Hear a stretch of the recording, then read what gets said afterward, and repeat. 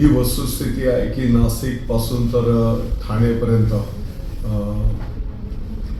जे काही traffic jam होते यामुळे अनेक नागरिकांना त्या ठिकाणी मनस्ताप सहन करावा लागतो आणि त्याच गोष्टीची गंभीरपणे नोंद घेत माननीय मुख्यमंत्री महोदयांनी आजच्या बैठकीचे आदेश त्या ठिकाणी दिलेले होते।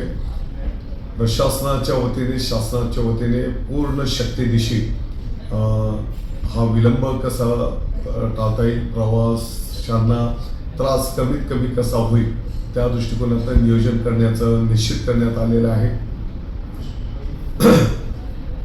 माझी या निमित्ताने सर्व नागरिकांना पण विनंती असणार आहे की आपणही थोडंसं सहकार्याची भूमिका त्या ठिकाणी घ्यावी की जेणेकरून याच्यातनं आपल्याला एक सुकर मार्गक्रमण त्या ठिकाणी करता येईल। एकनाथजी शिंदे साहेबांच्या आदेशानुसार नाशिकपासून तर ठाणेपर्यंत जो रस्त्यांवर पडलेले खड्डे आणि त्याच्यामुळे होणारी ट्रॅफिक जाम या संदर्भामध्ये आज ठाणे जिल्हाधिकारी कार्यालयामध्ये बैठक संपन्न झाली। बैठकीला MSRDCचे सर्व अधिकारी, त्याच्यासोबतच नॅशनल हायवेचे सर्व अधिकारी, PWD बांधकाम विभागाचे अधिकारी, पोलीस प्रशासन, RTO, ट्रॅफिक आणि इतरही सर्व संबंधित अधिकारी या बैठकीला उपस्थित होते। या बैठकीमध्ये प्रामुख्याने जर आपण विचार केला तर MSRDCचा जो भाग आहे वडपेपासून तर ठाणेपर्यंत 23 किलोमीटर आणि नाशिकपासून तर वडपेपर्यंत नॅशनल हायवे 97 किलोमीटर या दोन्ही रस्त्यांच्या संदर्भामध्ये सविस्तर चर्चा त्या ठिकाणी संपन्न झाली। रस्त्यावर पडलेले जे काही खड्डे आहेत ते तातडीने बुजवणे, परत खड्डे निर्माण होणार नाहीत याची काळजी त्या ठिकाणी घेणे, जी काही पुलांची कामं चालू आहेत ती पुलांची कामं लवकरात लवकर कशी मार्गी लावता येतील त्या दृष्टिकोनातून कामकाज करणं आणि त्यातल्या त्यात प्रामुख्याने आसनगाव जवळचा जे काही रेल्वे पुलाचं काम प्रगतीपथावर आहे ते काम पूर्ण होण्याच्यासाठी आणखी साधारणतः 1-3 महिन्याचा कालावधी लागणार आहे, परंतु तोपर्यंत अस्तित्वातला जो काही पूल आहे तो पूल लवकरात लवकर दुरुस्ती करून त्याच्यासाठी पोलीस प्रशासनाचं ट्रॅफिक कंट्रोलच्या संदर्भातलं नियोजन करून त्या ठिकाणी तो दुरुस्त करण्याचा निर्णय झाला। जिंदाल कंपनी जवळचा जो काही रस्त्याचं फ्लायओव्हरचं काम चालू आहे त्या संदर्भातली चर्चा झाली।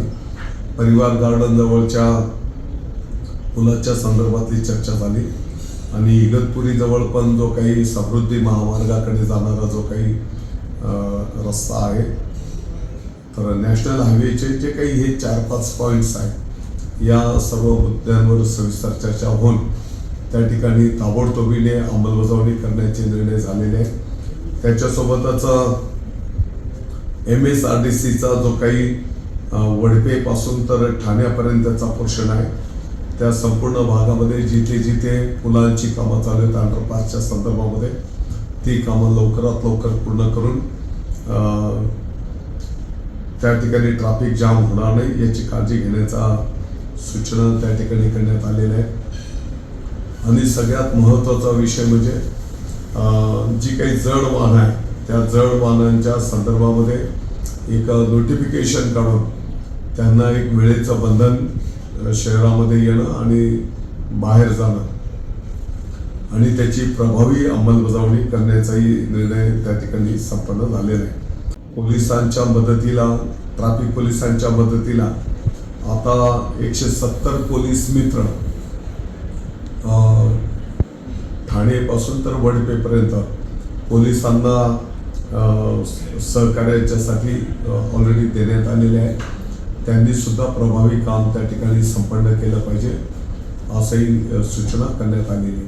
त्यातल्या त्यात जे काही ट्रॅफिक जाममुळे लोकांना अडचण होते तर कोणती वाहनं कोणत्या लेनने चालली पाहिजे, जड वाहनं दुसऱ्या तिसऱ्या लेनमधनं चालली पाहिजे. जी काही लहान वाहनं आहेत त्याला पहिली लेन खुली ठेवणं आणि त्याची प्रभावी अंमलबजावणी करणं अशी सूचना आणि निर्णय आजच्या बैठकीमध्ये संपन्न झालेला आहे.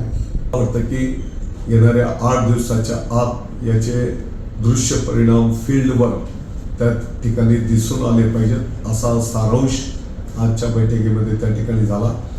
आणि जर याची प्रभावी अंमलबजावणी झालेली दिसून आली नाही तर त्या भागातल्या वरिष्ठ अधिकाऱ्यांवर जबाबदारी निश्चित करण्यात येईल, त्यांच्यावर कारवाई केली जाईल असाही निर्णय आजच्या बैठकीत झालेला आहे.